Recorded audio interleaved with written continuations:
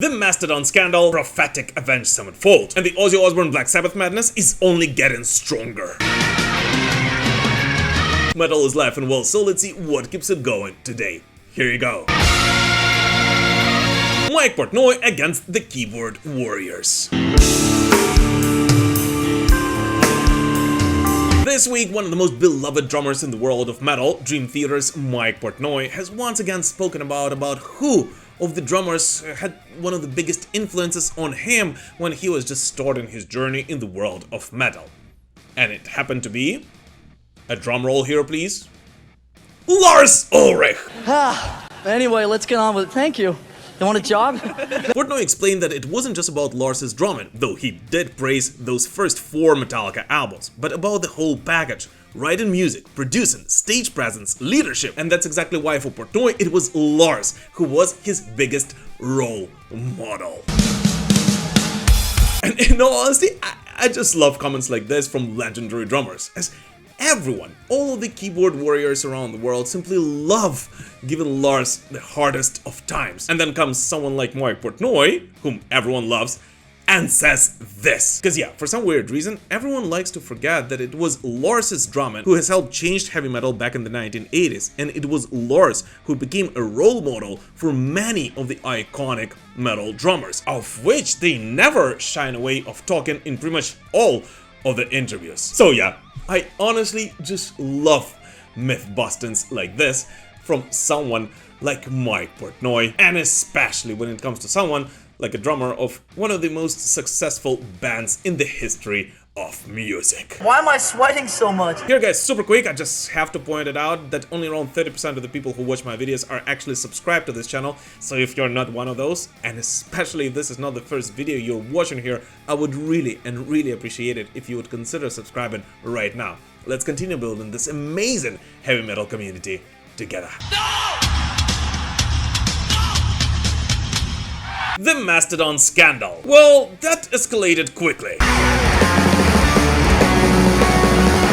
Former Mastodon guitarist Brent Hinds, who left this band earlier this year after a 25-year-long journey together with Mastodon, just torched his former bandmates online. Under a fan comment on Mastodon's celebratory post about the anniversary of Once More Round the Sun, in which the fan wrote about how much he will miss Brent in the band, Hinds dropped a rather interesting reply, saying, "I won't miss being in a shit band with horrible humans." Yup, he actually said that. Yes, I said it, yes! Yes! Yes, I said it! Yes! This comes just months after Mastodon announced a mutual split in which they of course thanked Brent for his time in Mastodon and wished him all the best in his future on Divorce. And since then, Brent has already returned to the stage with his own band Find Without a Face, while Mastodon recruited Ben Eller for their Tool Festival appearance and have Nick Johnston headlining guitars on tour. And even more, and what possibly makes this comment even more awkward, in a couple of recent interviews, Bally Gallagher actually has been rather open about the challenges Mastodon have finding a replacement for such a legendary guitarist like Brent Hinds, saying that it's virtually impossible to find someone to substitute Brent in the band.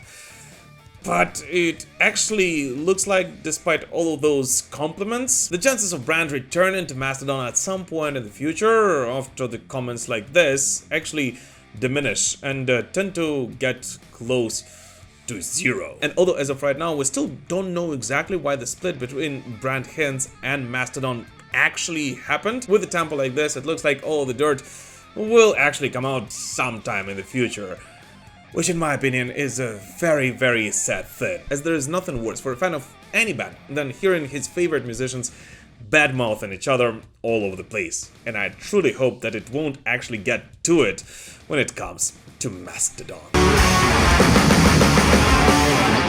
And here, as always, just a huge shout out and a thank you to all my patrons and all of the YouTube channel members. Guys, just know that it is thanks to the coffee that you haven't consumed and the value of which you donated to this channel that this show is even able to exist. So from the bottom of my heart, thanks to each and every one of you.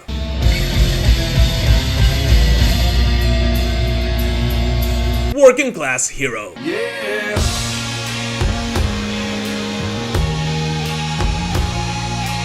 Alright guys, I promise you that the news about Ozzy Osbourne and Black Sabbath are not going anywhere from our Metal Digest, at least until the final Back to the Beginnings concert.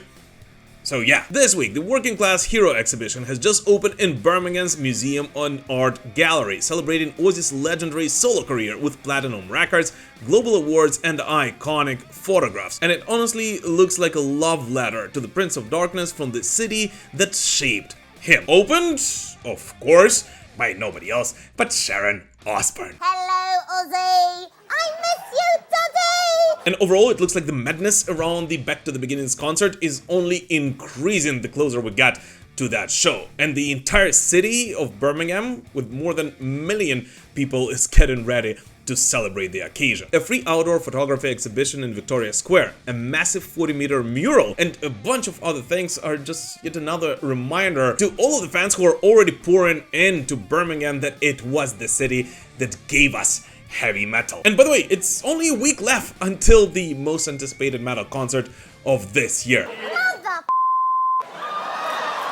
And so yes, of course we will discuss it in quite a lot of details right after it happens. Marilyn Manson is cancelled. Again.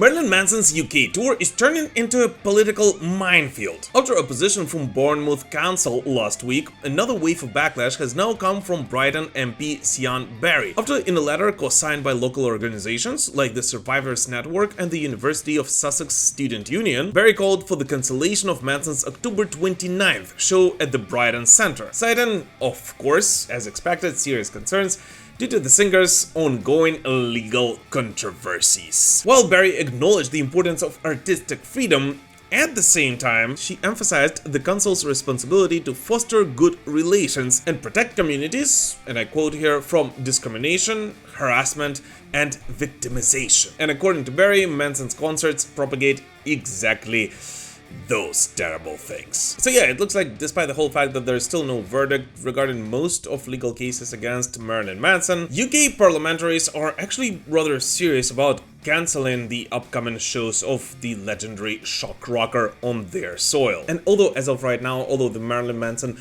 tour dates still remain in place, there is actually quite a high chance that at least some of them will not take place this year.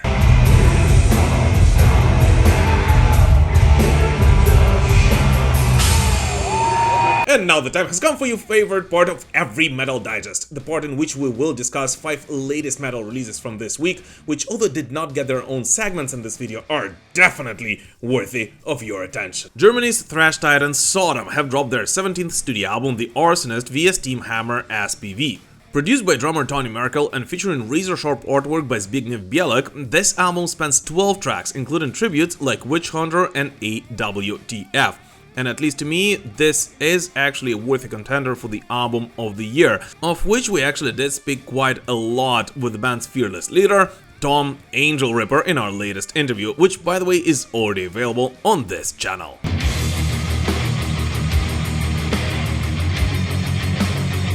Avant-garde force Igorrr, the project of French composer Gauthier Cyr, has released Infestis, the third single from the forthcoming album A Man, arriving September 19th via Metal Blade. Blending black metal influences with Tibetan instrumentation and eerie distortion, Cyr describes this track as an exploration of being possessed and infested by a bad spirit. And this track, at least to me, is yet another proof that Igorrr is actually one of the most exciting modern metal artists.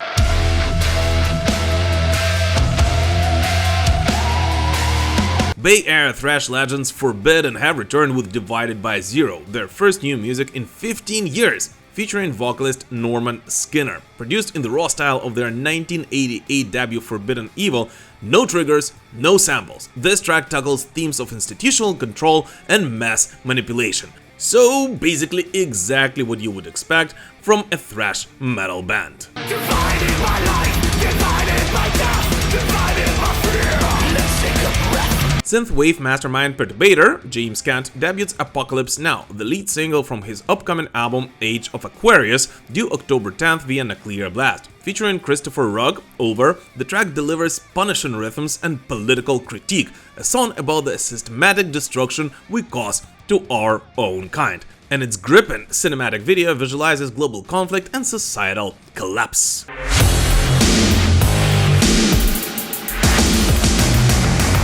Japanese metal phenoms Baby Metal have released their fourth album Metal 4th via Capitol Records. And many critics hail it as a bold evolution, transcendent genre boundaries with guest features and futuristic, heavier edge. Yet at the same time, many fans of Baby Metal note strong moments but mixed feelings overall, with which I actually would have to agree, and especially underlining a rather questionable collaboration with Slaughter to Prevail. With this rage inside me, And here a quick reminder that this Judas Priest vinyl, signed by all of the Judas Priest members, can actually be yours. And all the information about it will be in the description to this video. Nuclear Blast Records in trouble. and for 1 second, I lost my head. I don't even know how to comment it, but this week the entire Nuclear Blast Records channel has simply vanished from YouTube. All of it. Completely. And according to the label, which commented the incident several days after it happened, it all happened due to an external incident, and they are now working directly with YouTube to bring the channel back online, with no further details given, at least as of right now, and the entire metal world being left wondering what the flip that incident was. And the craziest thing is that this news comes just days after Nuclear Blast publicly left the platform X Twitter, choosing instead to focus on other social media platforms, including YouTube. And when I first saw those news, I actually thought that it was a part of the whole Nuclear Blast restructuring their social media activities process. But sadly, it is not. And here's the thing, I have an incredible relationship with the label, and I love and respect many people who work there, so I wholeheartedly wish Nuclear Blast Records to get their channel back up and running. And I actually wish that to all of us, as during the many years of this legendary metal label's existence, that YouTube channel gathered tons of incredible pieces of heavy metal history. Hey guys, a little update for you. The Nuclear Blast channel is slowly but gradually coming back, and at least most of the classic music videos are already back up on the platform, which is incredible news, but still, this situation is freaking insane. Prophetic Avenged Sevenfold.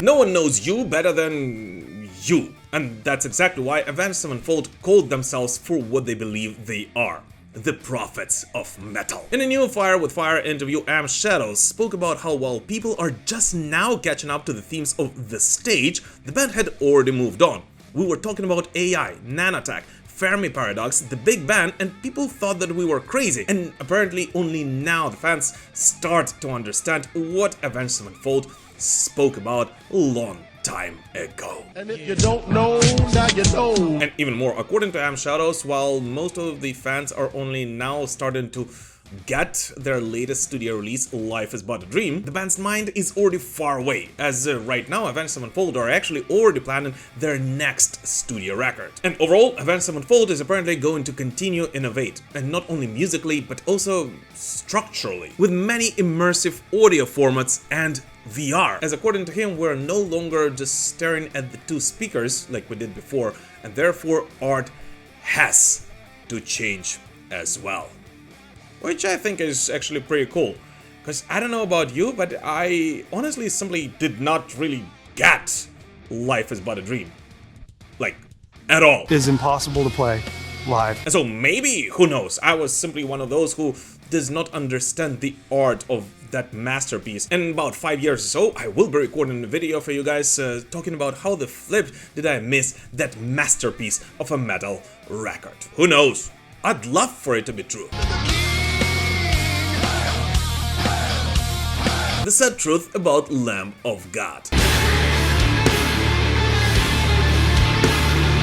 In a recent interview, Chris Adler dropped some pretty personal, sad truths, including the fact that he actually hasn't spoken to his brother, the Lamb of God guitarist Willie Adler, for over 5 years now, all the way after he was kicked out of Lamb of God back in 2019. According to Chris, after that fallout, he and Willie haven't exchanged a single word and are now completely estranged.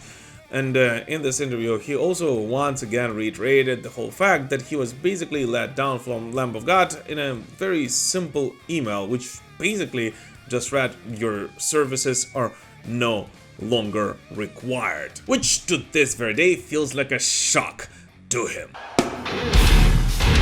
Yeah, despite that whole fact and despite all the hardships Chris sadly went through in the last couple of years, it looks like he's actually at peace. And at least according to him, he is very happy where he is at right now. Yet of course, answering a hypothetical question about a possibility of his return to Lamb of God, he once again reiterated that he doesn't actually see this happening ever again.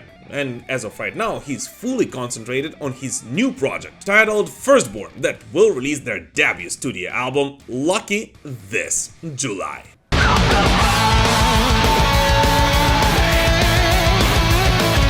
But overall, I just wanted to point out that it's actually a very, very sad piece of news. As I don't know about you, but I simply hate to read about families being split because of business. And although I personally don't believe that Chris Adler will ever return to Lamb of God, mostly because of his physical capabilities at the moment, still, I really hope that the Adler brothers will find a way to patch the things up between themselves sometime in the future.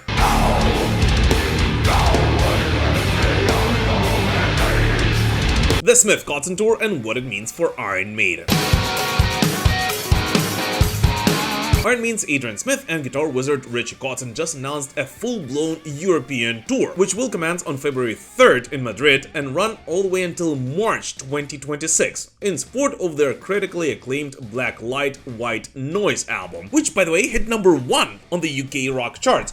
And maybe that's why on this tour the duo will be hitting 23 cities in 40 days. Not bad for a side project, huh? Commenting on this tour, the boys said that they simply have been blown away by the reaction to the album, calling this project some of the most exciting music they've ever done in their career, and adding that on this tour they will be joined by Julia Lage on bass and Bruno Valverde on drums, which in honesty is super cool, because I actually really enjoyed that album and I would absolutely love to see the two guitar legends on stage together next year. But this news also brings some rather interesting developments for all of the Iron Maiden fans, as that means that the celebrations for Iron Maiden's 50th anniversary tour, well, at least the live celebrations, will be postponed until at least April 2026, but will most likely pick up in autumn of 2026 with the second leg of Run for Your Life's World Tour, just like the way they did with the Future Past Tour last year. And if that is the case, that means that there will be an entire year of a break between the European leg of the Run for Your Lives tour and the rest of the world run in 2026. And Iron Maiden better be filling that gap with a lot of festivities for all of us diehard Iron Maiden fans. As God knows, we all are really eager to celebrate the band's 50th anniversary next year. But anyways, what new music did you listen to this week? Please let us know in the comments. As always, thank you so much for watching this video, guys. And please don't forget to like it, comment under it, spread the word about the channel, and of course, join our communities on Discord, Threads, X, Instagram, Facebook, where else? Pretty much anywhere you can post content these days. But for now, thank you so much for watching, guys, and we will prevail. Slava Ukraini!